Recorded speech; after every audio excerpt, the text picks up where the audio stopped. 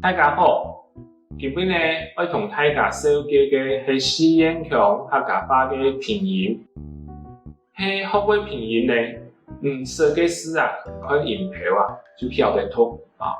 像頭個你入小學嘅時節，就學嘅注音符號共用。音標呢，有當到重要性啊。做埋呢我哋學音標啊，客語能力認證，當然去考試哈。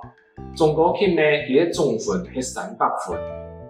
假使今年有人考係280分，不過數到成績單嘅時間，發現像通過總級聽聽，也係為到乜嘢呢？也係因為呢，通過嘅中國級嘅規定地個有規定啊，書寫測驗地個啊，音標也睇題啊，分數做唔得係0分哦，冇啊，其他睇題都寫錯嘅。那係呢，像得到總級，安尼係咩當大賞嘅，當考試嘅，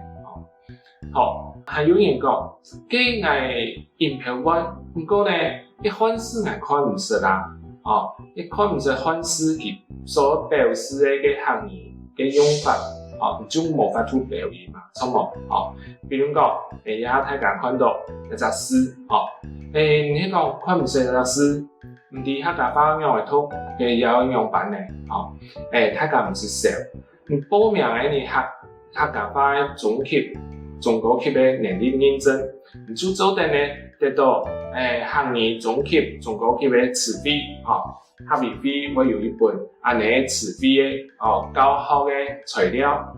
大家呢就都做得到有地方呢看到漢字嘅用法，漢字嘅寫法。韓國呢，我有一個隨身貼，底部呢我有個發音，不說大家就做得到我看呢，拿出來練習，拿出來看，拿出來彈，你就有看的時也是你就看的時也是你就做得去練習拼音，不說拼音有乜重要第呢，你做得對應客語能力認證考試。也當重要當然呢講，我當我講客家話呢，客家話講得當好呢，唔過我考試就會考唔過，那檢查就會出到音標嘅問題，做唔得0分嘛，故說音標學會咧，你客語能力認證考試呢，你就會考到第二呢，今年嘅刺繡韓國嘅專業相關嘅文獻，然後讀書就做得唔曉得呢個呢要會拼音，你做得可能是拼音，係韓國第3點，唔可以教學，也係愛教書嘅人呢，一定愛背嘅，做唔得講，我去教書嘅人呢，講下，愛用到拼音嘅時間，結果我生唔會去表演，安尼就唔好啦，好咗音標當重要好。今本呢，我哋講一下考場有幾個目標第一呢，就係認識嘅台灣客家語拼音系統台灣客家語拼音系統